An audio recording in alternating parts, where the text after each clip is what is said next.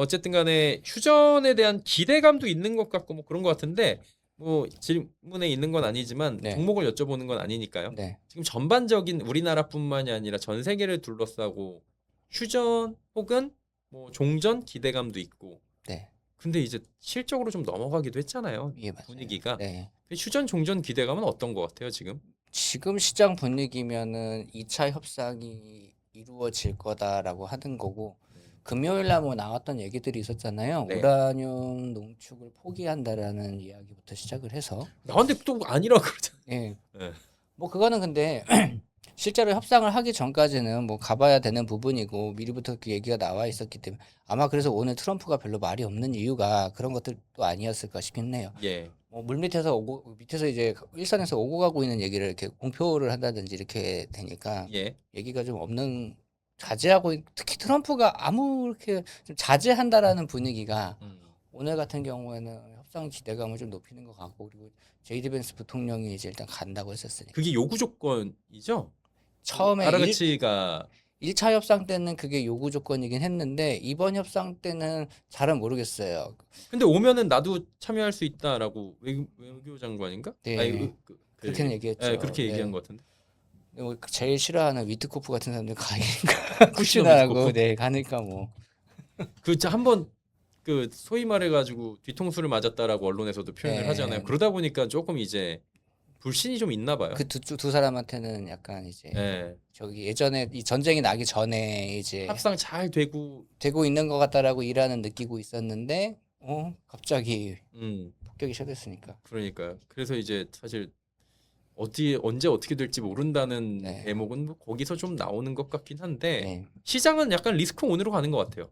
그러니까 한번 학습을 해봤기 때문인 것 같아요. 한번 학습을 해봤기 때문인 것 같고 이런 거죠. 흔들려도 버티면 되니까 이런 심리가 좀 있지 않았을까 싶습니다. 예. 거기에다가 기술주들 어닝이잖아요. 그치. 그러니까 미국 시간으로 수요일부터니까 우리나라 시간으로 목요일부터 네, 목요일 본격적으로 아침에. 본격적으로 실적들이 쭉 나오지 않습니까? 네. 그러다 보니까 어차피 저는 그런 것 같아요. 전쟁으로 하락을 만약에 진짜 이게 잘 안 돼서 시장이 무너졌어요. 네네. 근데 해소가 되시겠죠. 어느 순간에는 그러면 다 쌓여서 다시 돌아올 거다라고 생각하는 약간 그런 편향들이 좀 강하지 않나 좀 생각은 듭니다. 시장 그래서 약간 롱에 베팅을 하는. 한번 학습을 해봤기 때문에 예. 여기서 만약에 잘 안 되잖아요. 음. 그래도 3월에 보여줬던 것보다 충격은 덜하지 않을까 그런 심리들도 있는 것 같습니다. 그러니까 변동성 자체가 유가도 그렇고 이제 좀 요렇게 내려오는 듯한 줄었어요. 예, 줄어든 확실히 모습. 줄었어요. 우리 시장도 다행인 건 변동성이 좀 줄었어요. 네. 이거 좋은 거죠? 네, 왜냐하면은 이거는 시장이 좀 약간 성숙해진다라고 제가 표현을 하자면 성숙해진다라고 말씀을 좀 드리고 싶은 거고 예. 1월하고 2월 달에는 국내 주식 시장 올라가는 거 보면은 지금 용기를 내서 투자를 하기는 상당히 좀 어려운 거죠. 놓친 시장이라고 보는 게 맞는 것 같은 시장이었었고 그다음에 3월 달에 전쟁이 나고 나서 첫 주에 움직였던 변동성들 같은 말도 안 되는 예. 그러니까 그 변동성을 한번 학습한 결과가 아닌가 싶다라는 생각도 해요. 조심조심하고. 네. 예, 개인 투자자들이 원래는 올라가도 그냥 따라 붙고 못 먹어도 약간 롱롱롱롱 물려도 롱에 물려 그러면서 막 풀렁풀렁 그러면서 갔었는데 아니 진짜로 커뮤니티 가면 다 그래요. 뭐 얘기만 나오면 밑에 롱. 그럼 밑에 그러면 댓글로 한 글자 풀, 롱, 맞아요. 가, 막 이런 거 쓰더라고요. 네. 이게 밈인가 요즘에? 내가 나이가 들었나 요즘에 그런 생각도 들긴 할 정도로 옛날엔 떡상이었죠. 예, 옛날에 떡상, 존버, 가지아 네. 뭐 이런 거였는데 이제 투자 커뮤니티 분위기도 좀 바뀌어가지고 저도 재밌게 보고 있긴 했는데 요즘에는 좀 조심하고 많이 점잖아졌어요. 그다음에 줄 쓰면 밑에 먹. 약간 오늘도 그래서 개인 투자자분들이 상승할 때 조금 던져놓고 또 하락할 때 사고 이런 모습들도 나오고 있는 것 같아요. 국내 증시 상황도 뭐 그렇긴 한데 해외 증시 상황도 보면 우리가 이제 한 곳만 하시는 분들은 이제 관심 없지만 같이 하시는 분들 저같이 이제 또 이것저것 봐야 되는 사람들은 위장도 갑자기 한 달 만에 분위기가 확 바뀌었었는데 개인적으로 저는 깜짝 놀랐습니다. 근데 지지난 중가도 나오셨을 때도 분위기 바뀐 것 같다라고 얘기를 했잖아요. 맞아요. 예. 그 말씀은 드렸는데 이렇게 갑자기 2주 만에 바뀔지는 몰랐어요? 네.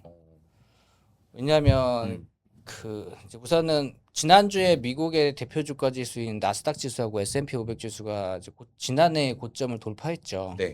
나스닥 지수는 작년 10월 28일, 29일 요때였고요. 나스닥 지수가 올해 1월 28일이 고점이었어요. 그럼 나스닥을 기준으로 한번 얘기를 드리면 네. 거의 6개월? 6개월. 예, 6개월이죠. 쉬었잖아요. 예, 6개월, 반년 쉬었죠. 6개월 동안 그냥 흘러내렸다가 이게 그냥 올해 이번 달에 몇 주 동안에 그냥 다 올린 거죠. 다 그 올라왔거든요. 부분이. 예. 네. 근데 그 6개월 동안에 무슨 일이 있었냐면 국장이 6개월 동안에 많이 올라갔죠. 두 배 올랐어요. 네, 맞아요. 예, 그러다 보니까 왜 지금 고객이 연락 와요? 네, 뭔가 잠깐 봤습니다. 예, 왜냐면 이제 또 이제 현장에 계신 분이어가지고. 네. 예. 그래가지고 그걸 한 달 만에 올려버리니까 네. 좀 약간 당황스러운 면도 없지 않아 있을 것 같아요. 네. 음. 그래서 좀 우리가 한번 좀 분위기를 환기를 좀 해봐야 되는 부분들이 있어가지고요. 이번 주에는 다른 다양한 주제보다는 예. 미국 주식시장이 전고점을 돌파하는 기간 동안에 어떠한 변화가 있었는지를 조금 말씀을 드려보고 싶어요. 예. 이걸 말씀드리려고 한 이유는 뭐 뒤에서 말씀드리겠습니다만 국내 증시가 올라갔던 이유하고 거의 동일하다. 그 부분을 좀 말씀드리고 싶은 거고요. 네. 표를 준비해 놨거든요. 예. 오늘은 제가. 퍼팅장 한번 볼까요? 요거요? 네. 저거는 이제 그 S&P 500하고 나스닥 네. 지수의 그래프. 네, 추이죠. 추이. 네, 추이고요. 정확하게 예. 전쟁이 일어났던 이후에 저점을 확인을 하고 그 뒤에 회복을 했는데 네. 상당히 빠른 기간 안에 돌아왔죠. 저걸 소위 말해서 이제 V자라고 할 수가 있죠, 저 정도면. 그 정도면 저는 이게 네. 4월 달에 올라온 것만 보면 V자일 텐데 나스닥 같은 경우에 6개월 동안 6개월 동안 올라가 한 했으니까. 번에 올랐으니까 이거 어떻게 그려야 되는 거야? 네. 이렇게 그리면은 루트? 그 루트 같은 네. 아니, 루트는 앞이가 짧잖아. 네. 루트 거꾸로? 네. 네, 그런 느낌이 좀 있네요. 조금 이제 음. 고생을 많이 했던 시장이었던 것 같아요. 음. 근데 전쟁 똑같아요. 올라온 이슈는 똑같았었습니다. 어떤 거냐? 휴전 협상을 계기로 해서 빠르게 올라온 거죠. 예. 근데 국내 증시는 휴전 협상 이후에 아주 급격하게 올라왔다기보다는 예. 좀 많이 성숙해진 분위기로 올라왔어요. 많이 오른 날이 뭐 5% 정도? 지수가 5% 정도였고 평균적으로 오른다라고 하면 1.5%에서 2.5% 이 정도로 움직였었으니까 1, 2월 달에 보여줬던 랠리하고는 올라왔던 폭은 좀 달랐어요. 네, 그렇죠, 그렇죠. 네. 그리고 그 사이에 미국은 조금 되게 좀 가파르게 좀 올라왔던 편이 있는 것 같고. 예. 네. 자, 여기서 제가 궁금했던 게 뭐냐면 그러면 네. S&P 500 지수나 나스닥 지수가 전고점을 회복하는 기간 동안 어떤 종목들이 상승과 하락에 기여를 했는지 좀 궁금했어요. 그러니까 업종이 변화가 생겼는지 네. 전고점을 찍을 때 기여했던 네. 업종이 변화가 있는지. 결론적으로 말씀드리는 네. 거면 제가 한번 여쭤보면 2024년하고 2025년 미국 주식시장에 대표하는 주식은 M7이라고 하는 키워드였었잖아요. 그렇죠. 예, 그래서 여기서 조금 왜냐하면 저 같은 경우는 매일 미국 주식시장을 좀 모니터링을 하니까 M7 같은 경우는 올라온 게 그다지 없었어요. 크지 않았죠. 네, 구글 정도? 구글하고 애플이 이제 경고점 애플. 거의 나왔고 그러니까 돌파한 거는 별로 없어요. 네. 그러고 있는 사이에 돌아왔다라는 거 하고요. 소프트웨어 업종도 상당히 많이 부진했었는데 뭐 박살났었죠. 예. 예, 우리가 그러면은 SK 하이닉스나 삼성전자가 올라왔던 것처럼 다 아세요. 미국 주식 하시는 분들은 그러면 샌디스크랑 마이크론이랑 마이크론하고 그다음에 시게이트하고 웨스턴 디지털 뭐 이 정도는 다 아시거든요. 네네네. 그다음에 뭐 장비주도 여기까지는 다 아시는데 얘네들은 우리나라 국내 주식이 올라온 거하고 좀 비슷한 모멘텀이잖아요. 그쵸. 근데 이거 말고도 다른 것들이 좀 있지 않을까 해서 10종목을 한번 해본 거였어요. 네. 저 표를 보시면은 네. 제가 눈이 나빠서 잘 안 보이지만 웬디에가 샌디스크 나와 있고. 예, 샌디스크 같은 경우에는 뭐 다 두말할 필요가 없어요. 이거는 왜 여기까지 올라왔는지는. 그죠, 그죠. 우리나라 삼성전자나 하이닉스가 올라왔던 원동력이 이제 메모리 가격 이제 올라갔던 부분들인 거고. 그다음에 코닝 올라와 있네요. 보이세요? 네. 네. 이제 광통신과 관련된 부분들이 이제 주목을 좀 받았던 거였거든요. 저것도 근데 다 젠슨환 형님의 입에서 나온 거 아니에요? 그렇죠. 엔비디아 젠슨 황의 입에서 얘기가 나왔던 거죠. 그렇죠. 처음에 네. 샌디스크도 젠슨 황이 스토리지는 아직 갈 길이 멀다 그러니까 그때부터 네, 날아가기 맞아요. 시작한 거고 코닝은 이제 광통신 약간 네, 얘기 맞아요. 루빈 베라루빈은 이쪽이야 그러니까 저렇게 된 거죠. 그거 하고 네. 올해 3월 달, 네, 3월 첫째 주, 둘째 주 전쟁이 있었던 주 다음 주 정도쯤이었을 거예요. 광학박람회가 있었어요. 아. 미국에서 음. 광학박람회가 있었고 그때 거기에 참여한 기업들이 상당히 많은 계약들을 발표하게 됩니다. 그때 그 엔비디아가 뭐 루멘텀이나 코어런트에 자금을 투자한다든가 그런 얘기들을 그때 좀 오픈을 해줬었고 여러 가지들이 좀 비즈니스 얘기가 나오면서 예. 광학 관련주들이 그때 좀 많이 음. 올라오기 시작을 했었어요. 네. 또 띄워주세요. 볼게요. 다음 거 보면은 그 다음이 이제 다우라고 써 있네요. 화학회사예요. 예. 네, 화학회사니까 패스하고 예. 그 다음에 웨스턴 디지털. 예. 또 여기도 샌디스크랑 같은 스토리지죠. 예, 스토리지 네. 개념이죠. 이제 샌디스크하고는 조금 다른 게 네. 저쪽은 우리가 흔히 말하는 램이라고 말하죠. 낸드 이런 예, 것들이고 웨스턴 디지털은 이제 하드디스크 드라이브죠. 예, 예. 그렇게 나와 있고요. 네. 그다음에 음. 제가 잘 안 보여요. 이게 라이온 델비엘? LYB인데? 티커가? 잘 안 보입니다. 네. 예. 그 그래요. 밑에, 예. 그 밑에다 또 보면 광학 관련주들이 업종별로 보시면 루멘텀 그 예, 밑에 루멘텀 시에나 네, 예. 다 광학 관련주들이잖아요. 그다음 모더나 있네. 맨 밑에. 제약 업종이니까 일단 네. 제외해놓고 보면은 네. 샌디스크에서부터 웨스턴 디지털까지 볼 수 있는 건 이익 모멘텀입니다. 맞죠? 네. 그리고 나머지 광학 관련주들은 이제 이익이 좀 기대가 되는 거죠. 네. 그렇게 좀 볼 수 있고요. 뒤로 넘어가 보면은 이제 하락에 가장 많이 기여한 종목 하락에 기여했다. 네. 왠지 소프트웨어 쪽이었을 것 같은데. 네. 그렇죠? 네. 마이크로소프트와 테슬라가 다정하게 1위와 2위를 가지고 있고요. 맨 위에 마이크로소프트가 네. 있고 테슬라가 2위. 그다음에 세일즈포스, 네. 다 나머지 소프트웨어 기업들이 좀 지배적으로 인투이트, 서비스나 전부 다네. 네. 예. 많아요. 그러니까요. 네. 같은 두 어디- 가지 요인으로 좀 볼 수 있을 것 같은데 테슬라 네네. 같은 경우에 이익 모멘텀이 줄어드는 거죠. 4분기하고 1분기가 네. 이제 왜냐하면 지난해 3분기에 미국의 이제 전기차 보조금 때문에 그쵸 하나가 이제 판매량이 IRA 좀 중에서 급증을 했었고 그때 이익이 좀 개선이 됐었지만 이제 보조금이 끝났잖아요. 30D가 끝났죠. 예, 그러니까 4분기에 좀 어닝이 이제 감소하는 부분하고 음. 올해부터 아예 본격적으로 이제 보조금 이제 작년에 미국 같은 경우에는 어떤 거였냐면 3분기에 계약을 해도 차를 못 받잖아요. 음. 계약만 주문을 해놓으면 차가 인도될 그때 때까지 이제 보조금 받아. 예, 적용을 해주는데 이제 올해 1분기부터는 아예 그게 그거 없으니까. 차가 없으니까 이제 이익 모멘텀이 좀 많이 줄었던 부분이고 그렇죠. 마이크로소프트 같은 경우는 여러 가지 스트레스 상황이 있는데 우선 첫 번째는 오픈 AI와 관계. 오픈 AI하고 관계가 점점 멀어지면서 독자적인 비즈니스의 길을 좀 열어야 됐는데 네. 자체적인 언어 모델인 코파일럿이 유료화에 실패했죠. 이게 코파일럿 쓰시는 분이 주변에 계세요? 저는 쓰는데 아 그래요? 잘 안 써요. 코파일럿을 잘 안 써요? 네. 그럼 유료 써요? 아니면 무료 써요? 유료 써요. 근데 잘 안 얼마예요? 써요. 19,000원인가? 비싸네? 네. 왜 뭐 급한 거 왔어요? 아니 고객이 카톡이 자꾸 와가지고 잠깐 왔습니다. 닫어. 이렇게 닫아요. 잘 안 쓰게 네, 돼요. 예. 그럼에도 불구하고 쓰는 이유 중에 하나는 예. 원래는 PPT나 이런 거 수정을 할 때는 도와주니까. 아 그래요? 네, 근데 마이크로소프트 거니까. 퀄리티가 별로 안 좋고 제가 최근에 이제 요 자료도 그 클로드 오퍼스 4.6을 쓴 거거든요. 그걸 만들어줘요 저렇게? 네, 만들어줘요. 그 프롬프트만 잘 넣으면 저렇게 네. 만들어주거든요. 코파일럿을 쓸 필요가 없다. 예. 그러면 이제 코파일럿을 그동안 만든 비용이나 이런 거에서 예. 그래서 PP가 안 맞겠네.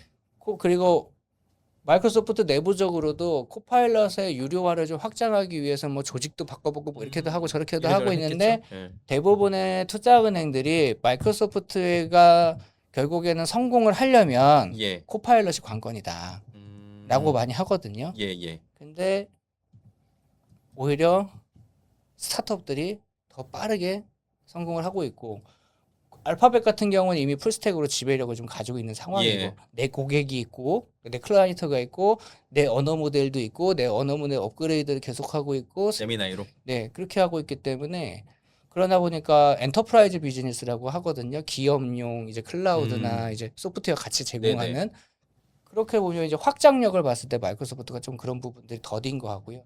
두 번째는 오픈 AI에 대한 수주가 좀 절대적으로 좀 많다 보니까 그쵸. 얘네들이 좀 예. 빌빌거리면은 마이크로소프트가 하나를 놓친 게 뭐냐면 인프라가 데이터 센터 투자 속도가 네네. 약간 병목이 걸리다 보니까 무리해서 데이터 센터를 확장을 하지 않았던 거예요. 올해 하반기가 지나야지 이제 그 병목이 조금 해소가 될 거라고 좀 전망을 하고 있거든요. 네. 아마존 같은 경우에 상당히 공격적으로 데이터 센터를 늘려왔기 때문에 네. 이런 부분에서 차이가 있었고 거기에 결정적으로 엔스로픽이 나오면서 3호 신용 문제가 나왔고 서비스로서의 소프트웨어 기업들의 주가가 폭락을 했는데 그 예. 영향도 같이 받았죠. 뭐 스노플레이크 이런 애들 뭐 한 예. 30%씩 박살났잖아요. 오늘 기준으로 보면은 결국에는 IGV ETF라고 해서 미국에 있는 소프트웨어 ETF. 고점 대비해서 28% 하락했었는데 네. 아예 밑에서 보면 거의 반토막 정도까지는 갔었거든요.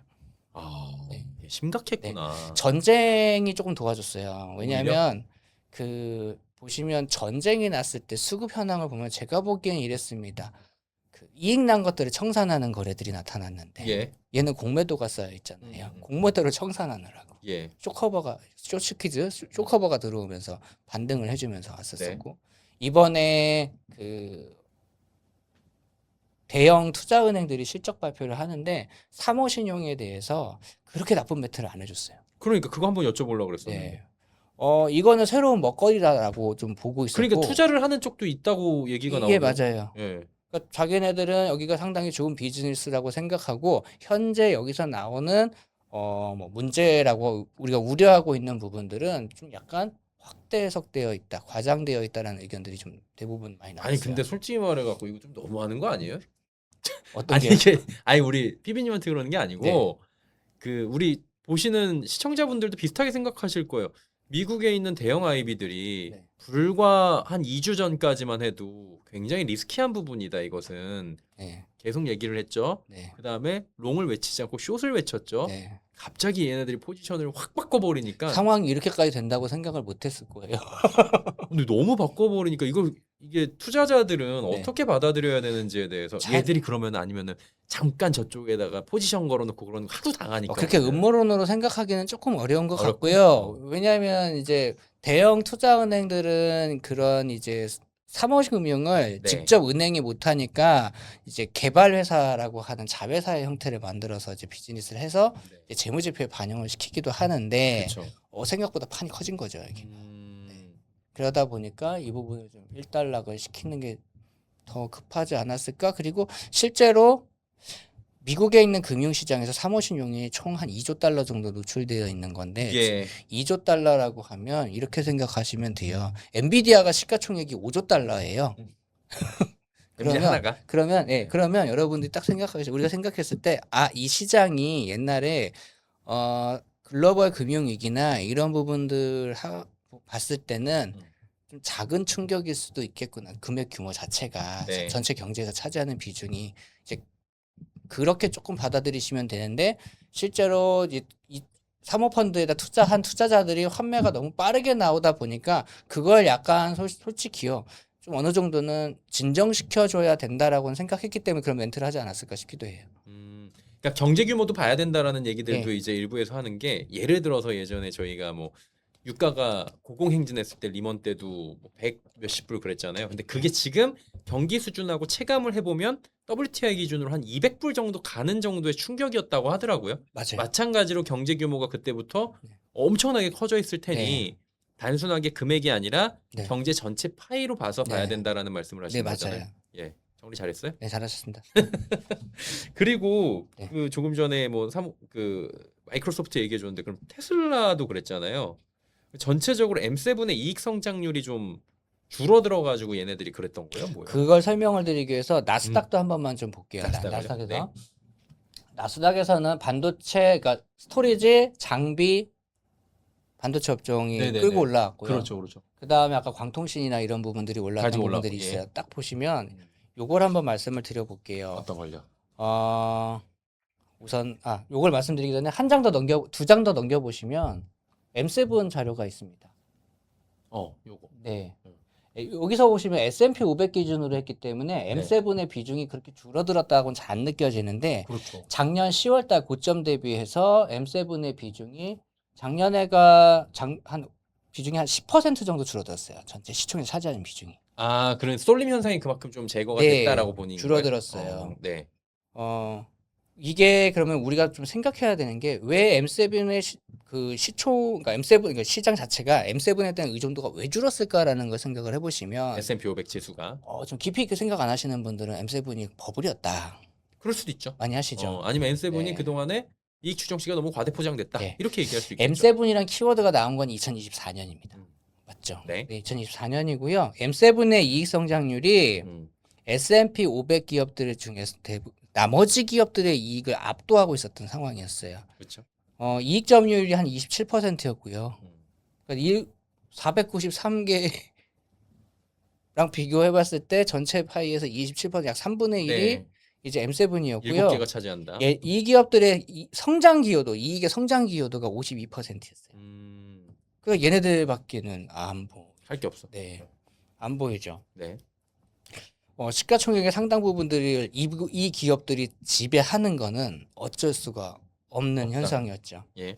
그런데 지난해는 한 30%로 확대가 되긴 했어요. 이익 점유율은 30%까지 갔거든요, 작년에. 네.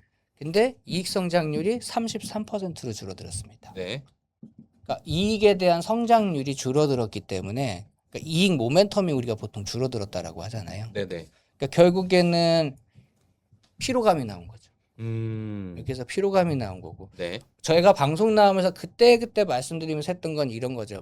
캐펙스 즉 빅테크가 자본 지출을 늘리려고 부채 발행하고 뭐 이러니까 부담돼. 이익 성장 이익이 이익이 상쇄될 것 같아 여러 가지 얘기도 했었고 그리고 뭐 예를 들어서 오라클 같은 경우에는 사모펀드에서 데이터 센터 하는데 돈을 인수하는 거를 거절했어 뭐 여러 가지를 말씀드렸지만 이것들을 하나를 딱 보시면 결국엔 다 이익하고 관련돼 있었던 건데 실제로 이익 증가에 대한 모멘텀이 작년에도 둔화가 됐고 성장률이 둔화가 됐고 예.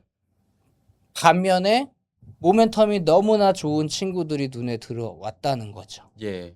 그러니까 결국엔 이 이익 모멘텀이 높은 시장하고 우리나라죠. 그리고 산업으로 자금의 이동이 나타났다라고 좀 보는 게 맞는 것 같아요.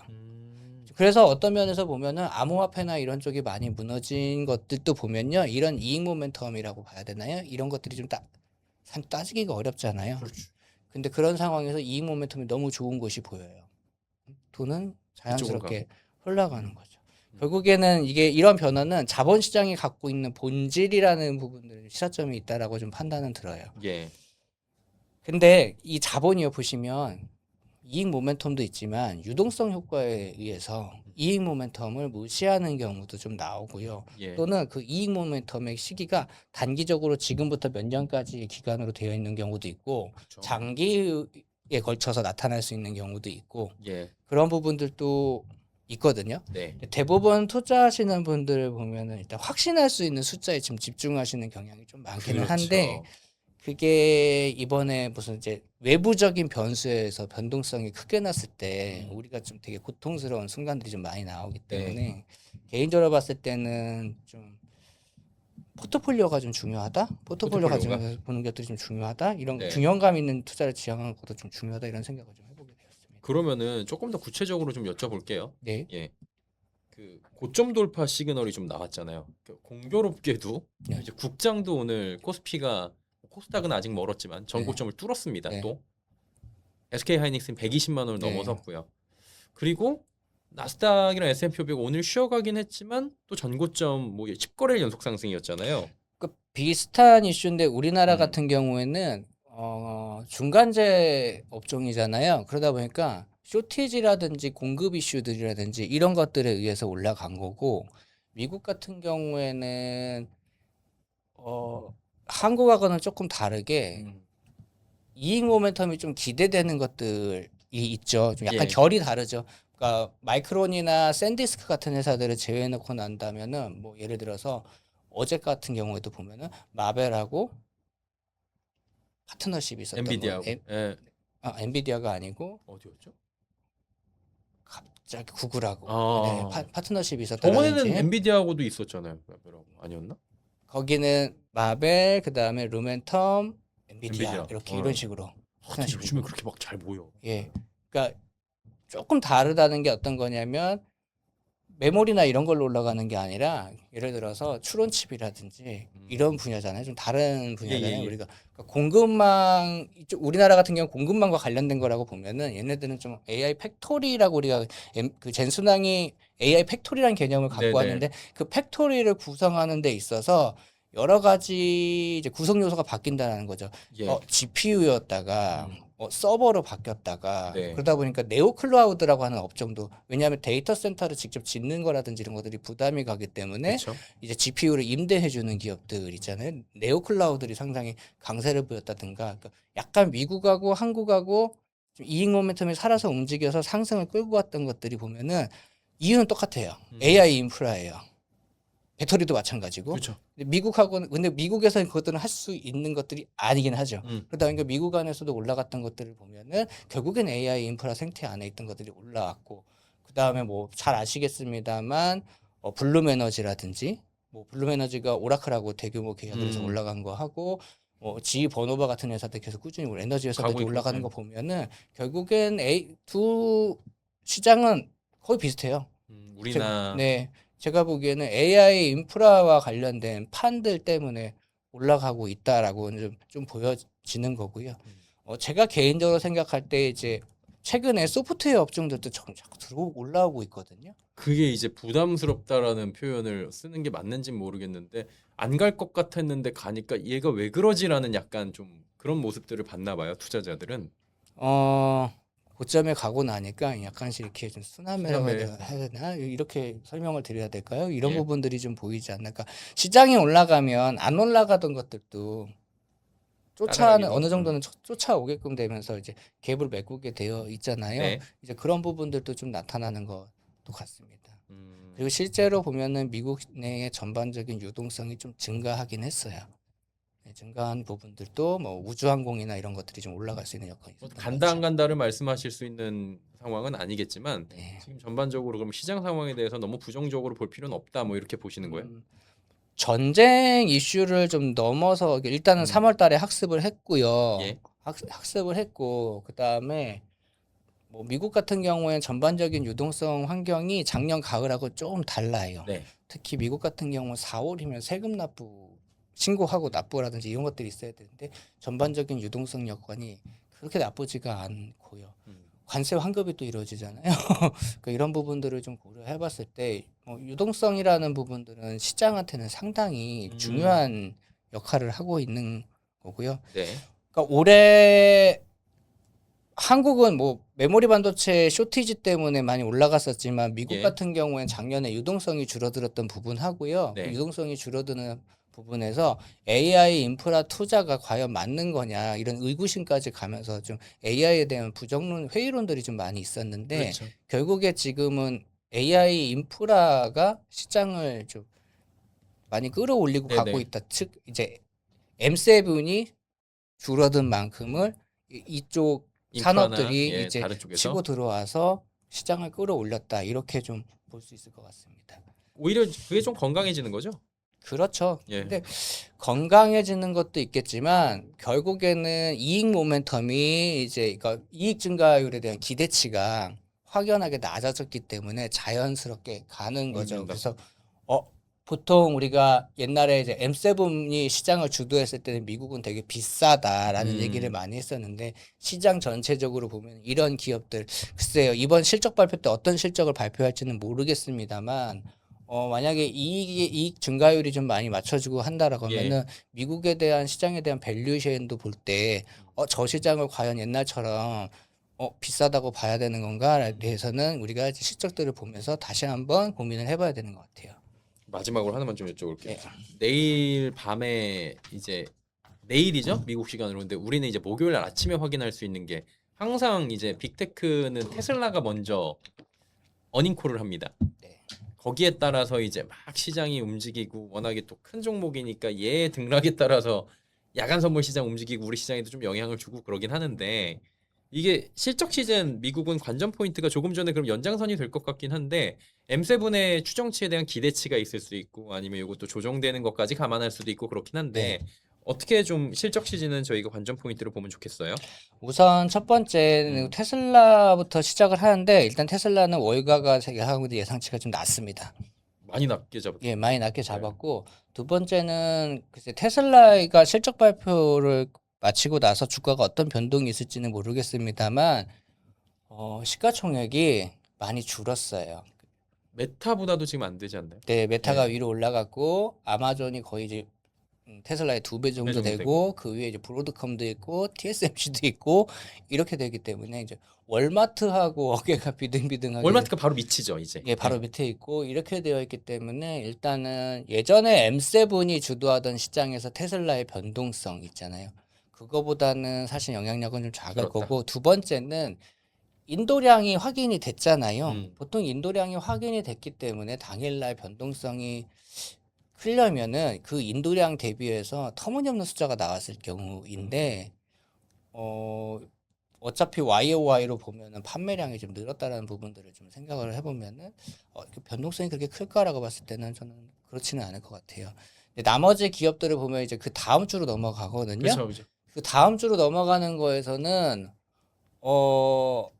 얘네 이 나머지 빅테크 기업들 얘네 AI에다가 얼마나 자본 지출을 더 할 거냐, 어떤 방식을 할 거냐 이 부분인데 저는 아마존은 아마 분명히 자본 지출을 계속할 거예요. 아마 그런 뉘앙스로 얘기를 했고 네. 최근에 아마존이 급등하게 됐던 거는 앤디 제시 CEO가 주주들한테 서한을 공개했잖아요. 작년도 성과를 가지고 그러고 나서 드라마틱하게 주가가 올라왔거든요. 좀 이제 어깨에 힘이 들어가 있으시기 때문에 제가 봤을 때는 자본 지출을 더 확대할 수도 있다라고 분명히 말할 거고 아마존 그럴 것 같고 아마존 같은 경우에는 그 빅테크 기업들 중에서 오라클하고 두 회사 같은 경우에는 데이터 센터 인프라에다가 상당히 공격적으로 투자를 하고 있으니까 오라클은 어쩔 수 없는 거고 오픈 AI 때문에 이렇게 저기 아마존 같은 경우 엔스로피가 오늘 또 뭔가 발표했었지만 발표했잖아요 아침에. 네 아마존 같은 경우는 외연 확장을 많이 하기 때문에 마이크로소프트는 잘 모르겠어요. 이게 분명히 확장은 해야 돼요. 안 그러면 오라클 오픈 AI 수주라든지 이런 거에서 문제가 생길 수 있기 네네. 때문에 상당히 공격적으로는 해야 되는데 어떤 방법을 하게 될지 이런 거죠. 애플이 AI에 투자하지 않았던 이유 아시잖아요. 그렇죠? 제가 가끔씩 그런 생각을 해요. 마이크로소프트가 애플을 따라하는 건가라는 이제? 생각을 아니 저 오픈 AI를 딱 받아들였을 때부터 이제 우리는 인프라로만 갈 거야. 네. 제가 명확하게 기억하는 게 2024년인가 25년일 거예요. 그 2분기 실적 발표를 하고 나서 그 사타야 나델라였나 CEO였나 CFO가 말한 게 있는데 우리는 소프트웨어를 제공받을 수 있는 확실한 3자 파트너가 있기 때문에 인프라만 열심히 투자를 하면 된다. 이거는 부동산 임대료와 같은 거다라고 말을 했을 때 그럼 3자 파트너는 이제 오픈 AI였으니까 네. 아 얘네가 그럼 코파일럿을 잘 안 하겠다는 건가 그런 물음표가 좀 들었었거든요. 그러니까 챗GPT가 있으니 코파일럿이 어떻게 예. 될지 모르는. 근데 그때 당시 그 이후에 보면은 샘 알트만 CEO는 어디도 만나고 뭐 소프트뱅크도 다 만나고 하잖아요. 다 만나고 다녔거든요. 그래서 뭔가 좀 가격 안 맞네. 불길할 거라는 생각이 좀 들었었어요. 알겠습니다. 실적 관련 이슈들까지 간략하게 짚어봤는데 일단은 뭐 목요일 아침부터 우리가 확인을 해보면 되는 거고요.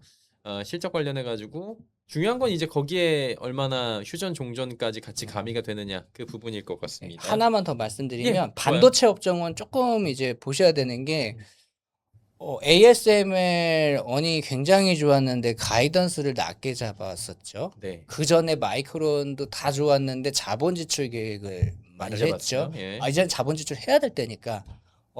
TSMC도 실적 좋았어요. 실적이 되게 좋았는데 브로드컴하고 똑같은 행위를 한 거죠. 어떤 거냐? 이나노 쪽에서 수익이 잘 안 나는 부분하고 자본 지출을 해야 되기 때문에 매출은 많이 날 건데 총 이익률은 좀 떨어질 거다. 그 얘기를 하면서 잘 가다가 그 다음부터 TSMC의 주가가 딱 정체된 움직임으로 움직이고 있는데 뭐 우리나라 SK 하이닉스도 마찬가지일 거고요. 미국에 있는 반도체 장비 기업들 있잖아요. 이 기업들의 뭐 우리나라 하이닉스 같은 경우는 뭐 제가 봤을 때는 좋다고 하겠죠. 그런 얘기를 네. 나오진 않을 것 같은데 지금 분위기가. 나쁘다고는 안 나올 것 네. 같은 분위기고 장비 업종들 같은 경우에는 ASML의 사례를 조금 본다라고 했을 때는 어떻게 나올까? 사실 그 멘트 때문에도 주가가 많이 올라갔었으니까 흔들리기도 했었잖아요. 네. 이제 그런 부분들은 하나의 좀 변동성이 아주 짧은 구간의 변동성이 좀 나올 수는 있을 것 같습니다. 네, 반도체 업종을 보시는 분들은 체크를 하시면 좋을 것 같고요. 조경상 수석은 요쯤에서 오늘 보내드리도록 하겠습니다. 고맙습니다.